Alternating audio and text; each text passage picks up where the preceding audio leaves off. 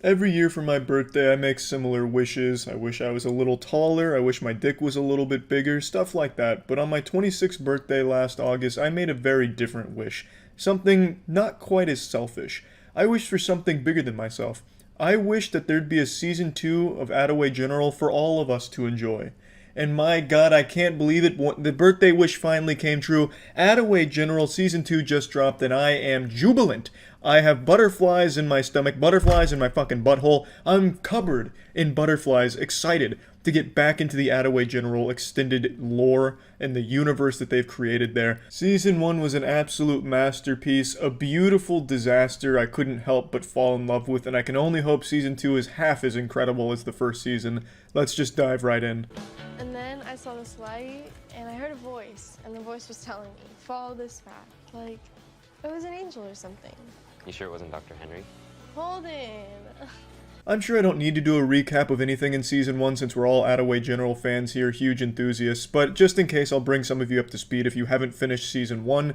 At the end of Season 1, Rosie, who you just saw right there, was attending a dance party with the other nurses around the area, and she was cutting the rug, boogieing down, really wiggling her finger on the dance floor, having a great time, when all of a sudden, she fell over, she collapsed right on top of the fruit punch bowl. And it turns out what happened was a sniper was posted outside of the hospital and was trying to claim a bounty that was put on Rosie's head. Unfortunately, however, for the sniper, Dr. Henry wasn't far away from the scene. Dr. Henry is a man who needs no introduction. We can thank Dr. Henry for the discovery of penicillin and electricity, and he heard the shot and began storming the dance floor, fighting through wave after wave of terrorists on his way there. He picked up Rosie's lifeless body and put her on a stretcher and began getting her into surgery to heal this wound. And as you can see here, Season 2 picks up right where that left off with that cliffhanger. We can see Rosie's doing just fine now. I'm not surprised to see that. Dr. Henry once performed a colonoscopy using only a magnifying glass and toothpicks on an active battlefield in the dense jungles of Vietnam, so healing a sniper's headshot was child's play for him. I knew this was going to be a successful operation. Dr. Henry has never failed at anything in his life, so I'm glad to see Rosie's back in this season. I'm glad to see the surgery went well on her, and I'm excited to see where it goes from here. Instead of just the scholarship, this year one of our volunteers is going to have the opportunity for a summer internship at Manhattan Metropolitan. New York City? Now I've been given sole discretion to choose the winner. An astute observer will have noticed that this is not the exact same cast from Season 1 of Attaway General. There's no Dixie D'Amelio because they probably couldn't afford her anymore because she's blown up to a level beyond Jesus Christ himself, and there's no Kit. I imagine she just didn't want to fucking do it and was probably embarrassed to even be associated with the program. But there is two reoccurring characters that were big in Season 1, and that's Rosie and Holden.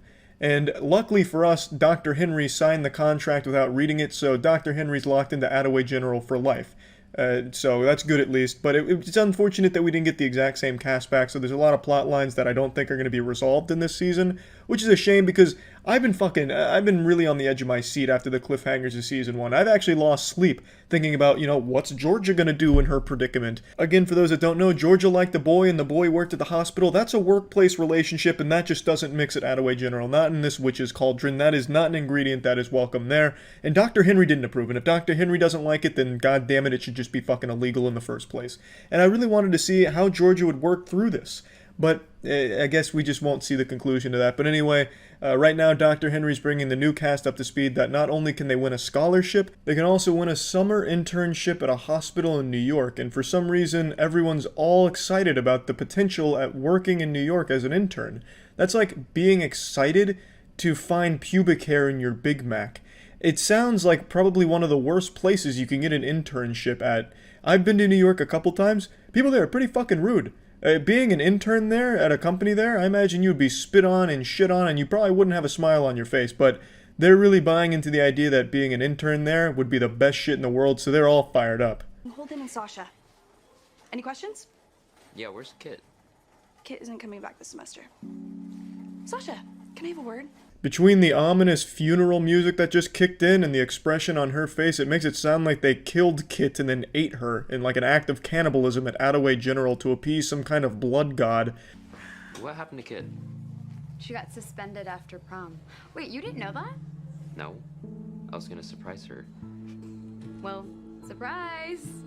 So that's the official Attaway General story that the government would have you believe. I don't think Kit was suspended. I think what actually happened, the real story, the real scoop, is Kit just didn't want to be part of the show anymore. It's totally understandable, I get it, but it is a shame that she didn't reprise her role. By the way, who's the cute guy? You mean Holden? No, she means Dr. Henry. It's established here that Sasha is Nina's sister, who is here trying to get the scholarship because Nina thought it would be good for her, but she's not very interested in it. Now, she's more interested in boys. Hey Elijah, this is Benny. He's a new TV. Take that, you try-hard hipster. Nice ceilings. What? Nothing, I was just noticing the smoke detectors. Looks like there's plenty. Never noticed. Of course there's plenty of smoke detectors, Sasha. This building has to be up to code with the fire marshal. Clearly there's going to be an adequate amount of smoke detectors at a fucking hospital. Alright? I don't know what's going on here. Somehow the writing has gotten even worse in Season 2 so far. It's like the terrible fucking writers of Season 1, they just said, hey look, this is too good, get the fuck out of here, we're gonna go to the local elementary school and recruit them to write Season 2. And they did. And then those writers quit, and then they decided to find people on Fiverr that don't actually know how to read or write, and then they wrote Season 2 here. It's bad. She came in with a swollen ankle, and now we have the MRI result. Does anyone know why we did an MRI and not an X-ray? Swelling can indicate a damaged ligament, x-rays are for bones, and MRIs are better for evaluating soft tissues.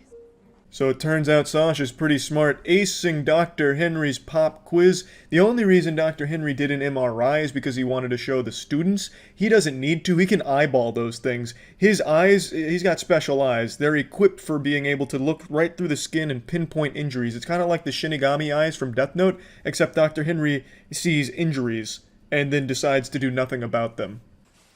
When you rolled your ankle, you ruptured your Achilles tendon. That's why you heard that pop. When can she be back on the mat? Well, the recovery process for this type of injury is normally between 6 to 9 months. I'm sorry, Eva. We're gonna want to get you to surgery right away. A pretty brutal injury Dr. Henry couldn't give less of a fuck about. Dr. Henry is more than capable of just implanting some robotic parts in there, you know, like Frankenstein, and rebuilding the Achilles tendon better than ever, but he just chooses not to. Dr. Henry is one of those deities that just doesn't care too much for the human race and just takes some kind of sick pleasure in spectating without actually helping. I mean, that's just Dr. Henry for you, baby. So Dr. Henry hits her with the cold water, and then we're transitioning right back into the romantic plot, which is typically the forefront of the Attaway General storylines. Be honest. How does it look? Nina says you have to hold on to these for years. Just need one thing. What was that? Well, Holden, that right there was sexual assault. And you could press charges if you wanted to.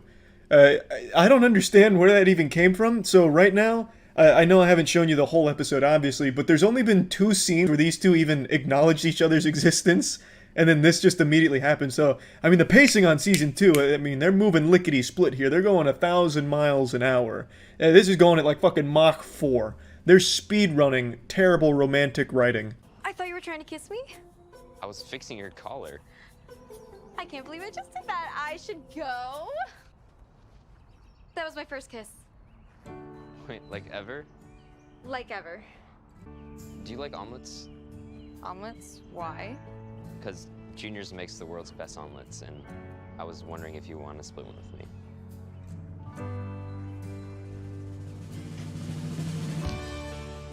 And I couldn't let that be your first kiss. Well, I hate omelets now. That's the end of episode 1 of season 2 of Attaway General, really coming out with a bang. Absolutely full throttle this season, it seems. Yeah, that's about it. Can't wait to see what kind of incredible shit develops in episode 2. That's it. See ya.